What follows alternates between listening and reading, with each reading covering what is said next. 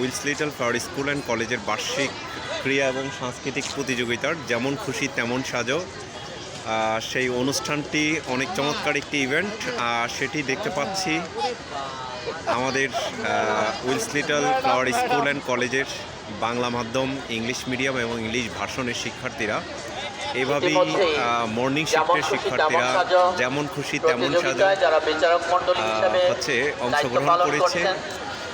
তাদের হচ্ছে বিভিন্ন সাজুগুজুকে সবাই ছবি তুলছে, ভিডিও করছে।